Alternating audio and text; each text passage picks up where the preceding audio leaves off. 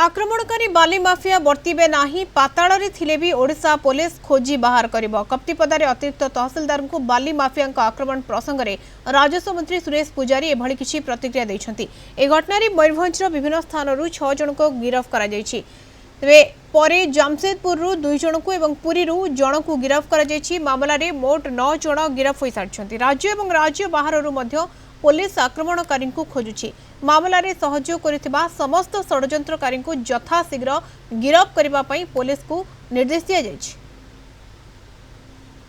बाली mafia माने बाली तस्करी करुछन्ती खबर पाइला पर सकाळ 5 बजे से बाहर थिले एवं माफिया माने मध्य प्रस्तुत थिले। से क्रम रे आपण मान को मु कहितिली जे जो माने एडिशनल तहसीलदार को ऊपर आक्रमण करिछन्ती केही बर्तिबे नाही। पाताल रे थिले मध्य ओडिशा पुलिस खोजिकरी आनिबो। से क्रम रे 6 जन को मयूरभंजर विभिन्न जगार गिरफ्त होई साइलानी।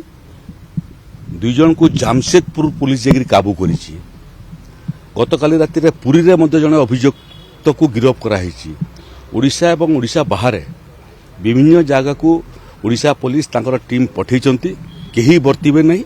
गुटे गुटे करी समस्ते आईन रो जाल को आसीबे एवं जो माने उपस्थित नथिले किंतु पछरे षडयंत्र करिथिले से पर्यंत पहुंचिया पई पुलिस प्रशासन को मु परामर्श देइछि। तेनु जो माने पछरे थिले प्रच्छद पटरे एवं षडयंत्र करिथिले से माने मध्य बर्तिबे नाही एवं ये संदेश सारा राज्य को जो माने बाली माफिया चोरी करछंती ये संदेश से माने पाइबा कथा जे सरकारंकर संपत्ति चोरी करिवो तुमर स्थान जेल रे ही लिखा है।